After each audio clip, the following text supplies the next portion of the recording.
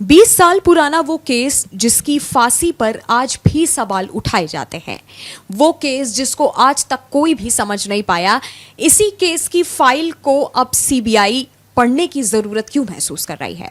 RG Kar medical college में जो कुछ भी हुआ, इस केस की जांच जो भी अधिकारी कर रहे हैं, अब उन्हें इस केस की फाइल आखिरकार अब क्यों पढ़नी पड़ रही है। आरजीकर मेडिकल कॉलेज का केस और धनंजय चटर्जी का केस, दोनों को अगर देखा जाए तो दोनों केसेस में काफी समानताएं हैं, लेकिन धनंजय चटर्जी का केस पूरा सुलझा करके बंद कर दिया गया, लेकिन सवाल आज भी वहीं के वहीं हैं। और आरजीकर का अभी तक कोई भी ऐसा सबूत, ऐसा कोई भी आरोपी को अभी तक फांसी के फंदे तक नहीं पहुंचाया गया है। आज हम इन्हीं पर बात करेंगे। मेरे साथ अभिषेक मौजूद हैं। अभिषेक, आरजीकर मेडिकल कॉलेज का केस अगर सुलझाना है तो उसके लिए इस केस के तार धनंजय चटर्जी से आखिरकार क्यों जुड़े जा रहे हैं इस केस से? आपको याद होगा नंदिनी, जब ये केस आया था आरजीकर मेडिकल कॉलेज का 9 अगस्त को, उसके कुछ दिन बाद ममता बनर्जी का बयान सामने आता है। पश्चिम बंगाल की मुख्यमंत्री ममता बनर्जी ये कहती हैं कि निर्दोष को सजा नहीं मिलनी चाहिए। वो बाकायदा लोगों को ये कहती हैं कि धनंजय चटर्जी का मामला क्या याद है आपको, जिस गवाह ने गवाही दी थी, आज वो कहता है कि दोषी महसूस करता हूं मैं, क्योंकि पूर्ववर्ती वाम मोर्चा सरकार ने मुझे झूठी गवाही के लिए मजबूर किया था। अब उससे किसका क्या फायदा हुआ, किसका क्या नुकसान हुआ, उस केस पे सवाल क्यों है, इन सारी बातों को हम लोग समझने की कोशिश करेंगे। लेकिन उससे पहले यह जानना जरूरी है कि धनंजय चटर्जी आखिर था कौन। 14 अगस्त 1965 की तारीख थी। पश्चिम बंगाल में एक जगह है कुलडीही, वहां उसका एक ब्राह्मण परिवार में जन्म हुआ था। विकिपीडिया पे यह जानकारी मुझे मिली। 14 अगस्त, ये इत्तेफाक ही था कि 14 अगस्त 2004 को अलीपुर जेल में, बंगाल में उसकी फांसी होती है, उसे फांसी दी जाती है। वो सिक्योरिटी गार्ड की नौकरी करता था और 5 मार्च 1990 को उसने कुछ ऐसा किया था जिसके बाद वो फांसी के फंदे तक पहुंच गया। लेकिन उस फंदे पर सवाल कई सारे आज भी हैं। हालांकि ये पूरा केस मैं चाहूंगी अभिषेक थोड़ा सा आप दर्शकों को बताएं, लेकिन इस केस में एक बात है कि जब तब के जो राष्ट्रपति थे उन्होंने इस केस में धनंजय को माफी दे दी थी, लेकिन उसके बाद भी उसे सजा सुनाई गई। ये काफी ज्यादा अलग मैटर है, ये क्या है? हाँ, ये मुझे लगता है ये समझने के लिए थोड़ा केस समझना होगा कि आखिर वो केस था क्या। केस था कोलकाता के भवानीपुर का एक इलाका है, वहां पे एक आनंद अपार्टमेंट था। वहां एक पारेख परिवार रहता था। नाम मैं बता नहीं रहा हूं, नाम अवेलेबल है ऑलरेडी गूगल पे, लेकिन मैं नाम नहीं बता रहा हूं। फिर भी पारेख परिवार था, उसमें उनके 2 बच्चे थे, एक लड़का और एक लड़की। वो परिवार गुजरात से आकर कोलकाता में बसा था। पारेख परिवार वहां आकर सोने का कारोबार करता है। एक दिन जो लड़की थी वो घर आकर कहती है कि मम्मी, नीचे जो गार्ड है वो मुझे मूवी देखने के लिए कह रहा है।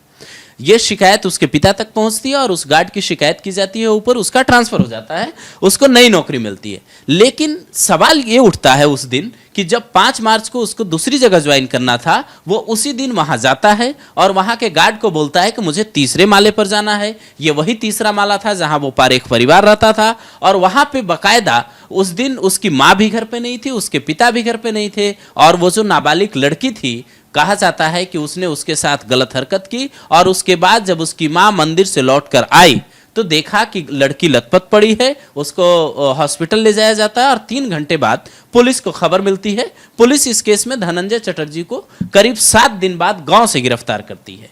अब गांव से गिरफ्तारी के बाद कई सारे सवाल खड़े होने लगते हैं और उसके बाद परिवार वहां से कहीं और शिफ्ट हो जाता है। इतनी बड़ी घटना थी। और उसके बाद एक जो मतलब स्कॉलर है, जब ये फांसी की सजा की मांग हो रही थी, जब अदालतों में सुनवाई हो गई थी, 14 सालों तक करीब सुनवाई चली, तो उसके बाद एपीजे अब्दुल कलाम उस वक्त के राष्ट्रपति थे। कहा जाता है उन्होंने माफी दे दी थी, क्योंकि इसमें कई सारे सबूत, मैं उस पर आऊंगा अभी, और कई सारी बातें ऐसी थी जिस पे सवाल उस वक्त भी उठ रहे थे। लेकिन चूंकि इस मांग ने जोर पकड़ लिया कि आरोपी को सख्त से सख्त सजा मिलनी चाहिए, इसलिए वहां फिर जो अलीपुर जेल है वहां तारीख मुकर्रर होती है और इसको सख्त सजा दी जाती है। हालांकि जैसे आपने बताया अभिषेक कि उसे गार्ड की ड्यूटी से हटा दिया गया था और वो किसी नई जगह चला गया था, लेकिन सवाल यहाँ पे ये है कि जब एक गार्ड को ड्यूटी से हटा दिया गया तो फिर वो दूसरी बार उसने अपनी, पहला सवाल कि उसने अपनी ड्यूटी ज्वाइन क्यों नहीं की, और दूसरा ये कि आखिरकार वो वहीं पर कर क्या रहा था। मतलब आप खुद सोचिए, किसी गार्ड को नौकरी से निकाल दिया जाए और दूसरे दिन वो वापस अपनी उसी पुरानी नौकरी पर लौटे, मतलब पूरी कहानी को अंजाम किस तरह से दिया गया था। ये वो वाली बात थी कि मोटिव ऑफ क्राइम जो था यहाँ पे, वो जो पुलिस ने साबित किया वो ये था कि चूंकि इसका झगड़ा हुआ था उससे, उस लड़की ने शिकायत की थी, उसके बाद इसको नौकरी से निकाल दिया गया था और दूसरी जगह नौकरी ज्वाइन करना था, इसलिए इसने नौकरी ज्वाइन करने से पहले बदले की भावना इसके दिमाग में चल रही थी और जो मोटिव ऑफ क्राइम था उसमें यही क्लियर किया गया। लेकिन बड़ी बात यह थी कि ये बात स्पष्ट तौर पर क्लियर नहीं हुई। जो सबूत और गवाह थे, मैं उस बात पर आगे आऊंगा, उनके हिसाब से ये सारी बातें क्लियर नहीं हो पाई, इसीलिए इस केस पर कई तरीके के सवाल उठे। एक एक करके 7-8 बातें मैं और बताऊंगा आपको कि कैसे उस जो ये केस था जिस पे न्यायालय ने सजा सुना दी, आमतौर पर न्यायालय के फैसलों पर सवाल नहीं उठते, लेकिन कई बार इस देश ने ऐसा देखा है जब एक वर्ग इसे लेकर संतुष्ट नहीं रहा और खुद जब ममता बनर्जी ये कह रही हैं मुख्यमंत्री के पद पर बैठकर कि मैं आरजीकर वाले केस को ऐसा होते नहीं देखना चाहती कि किसी निर्दोष को सजा मिल जाए, तो आप समझिए वो पिछली सरकार पे अगर बोल रही हैं तो ये फिर सियासत, न्यायालय, तमाम बातें एक साथ हो रही हैं।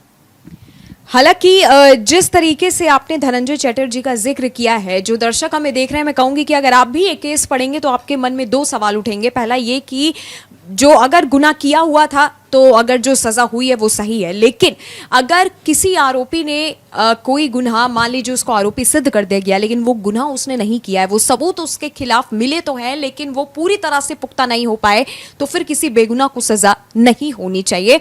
हालांकि अभिषेक, इस केस पे कई सारे सवाल हैं और आज तक जो बड़े बड़े स्कॉलर्स हैं वो उन सवालों के जवाब आज तक नहीं ढूंढ पाए।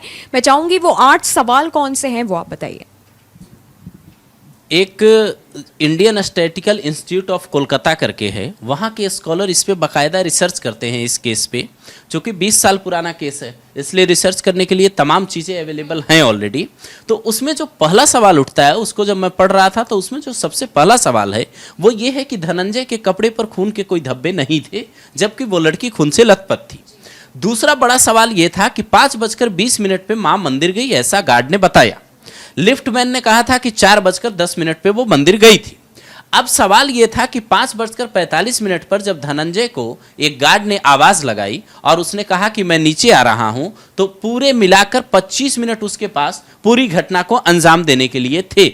लेकिन वो जब घर से निकलता है और जब उसकी मां वहां पे पहुंचती है तो दरवाजा अंदर से बंद था, जो आमतौर पे ऐसी घटनाओं के बाद संभव नहीं है। अगर कोई बाहर जाएगा तो दरवाजा अंदर से बंद करके कैसे जाएगा? ये सवाल अदालत में शायद उठे नहीं, या फिर इस सवाल पे पुलिस ने क्या कहा, मोटिव क्या था, जो मैं बात कर रहा था कि मोटिव ऑफ क्राइम क्लियर नहीं था इस केस में। इसके अलावा जो एक और बड़ा सवाल था वो ये था कि अपार्टमेंट में कई सारी चीजें मौजूद थी, फिर उसने घड़ी ही क्यों चुराई? ये भी एक सवाल था। 7 दिन बाद पुलिस ने उसको पकड़ा तो 7 दिन तक उसने कपड़े क्यों नहीं बदले? वो जो कपड़े उसके बरामद हुए हैं, यहां तक कि जो लड़की थी उस लड़की के कपड़े पर सीमन मिला, लेकिन डीएनए मैच नहीं, डीएनए टेस्ट ही नहीं हुआ, मैच आप छोड़िए। उसके बाद यह भी पता चला कि जिस गार्ड ने गवाही दी उसकी कंप्लेन धनंजय ने पहले ही कर रखी थी। और जो सबसे बड़ा सवाल ये था कि जो इस रिसर्च में सामने आए इन लोगों के, कि शिकायत की जिस कॉपी की बात हुई थी वो कोर्ट में पेश नहीं हुई। हालांकि आमतौर पर शिकायत की कॉपी के कोर्ट में पेश होती है, तब भी चार्जशीट पेश होती है, उसके बाद तमाम चीज़ों पे बहस होती है। निचली से लेकर ऊपरी अदालतों तक मामला गया था, इसलिए इन सवालों पर और उसके बाद जो बातें ममता बनर्जी ने कही, यकीन करना और सोचना थोड़ा मुश्किल हो जाता है कि आखिर एक तरफ पूरे सबूतों और गवाहों को ध्यान में रखकर हमारे देश में सजा सुनाई जाती है और दूसरी तरफ इस तरीके की बातें होना। अब ममता बनर्जी चूंकि कह रही हैं कि आरजीकर केस को ऐसा नहीं होने देंगे, तो संजय रॉय तो पकड़ा जा चुका था। अब सवाल यह है कि संजय रॉय के अलावा क्या इस केस में कोई और आरोपी है? ये सवाल कई दिनों से, लंबे वक्त से, 2 महीने 2.5 महीने से करीब वहां धरने पर बैठे डॉक्टर्स भी पूछ रहे हैं। अब इस सवाल का जवाब सीबीआई क्यों नहीं ढूंढ पा रही है? आपने जो बात कही कि सीबीआई को इस केस का सहारा लेना चाहिए, तो कई बार कहते हैं गलतियों से कुछ सीखा जाता है, और अगर इस केस में कोई गलती हुई है, जो रिसर्च में बातें सामने आ रही है, हमारा मकसद न्यायालय के फैसलों पर सवाल उठाना नहीं है, लेकिन अगर कुछ बातें रिसर्च के तौर पर सामने आई है, तो उनसे सीखने की जरूरत हर वक्त मुझे लगता है कि हर किसी को महसूस होनी चाहिए। हालांकि धनंजय चटर्जी के केस में आपको बता दूं कि शुरुआत से लेकर अंत तक धनंजय यही बोलता रहा था कि मैंने कुछ नहीं किया है और मैं निर्दोष हूं। और जिस तरह से आरजीकर का केस है उसमें भी संजय रॉय शुरुआत से लेके और अब जाकर के उसने खुल करके मीडिया के कैमरे के सामने बोला कि सरकार ने मुझे फंसाया, मैंने कभी कुछ नहीं किया। हालांकि वो घटना उस रात पहले ही हो चुकी थी, जिसके वजह से यही कहा जा रहा है कि सीबीआई को अगर ये केस सुलझाना है, जिस तरह से अभिषेक आपने कहा कि गलतियों से ही सीखा जाता है, और जिस तरह से ममता बनर्जी पहले कह चुकी हैं कि हम किसी निर्दोष को सजा नहीं होने देंगे। अब खैर ये सीबीआई का काम है, ये सरकार का काम है कि आरजी करके केस को किस तरह से सुलझाना है और किस तरह से उस डॉक्टर को न्याय दिलवाना है। आपका हमसे अगर कोई सवाल है तो वो आप हमें नीचे कमेंट सेक्शन में कमेंट करके बता सकते हैं।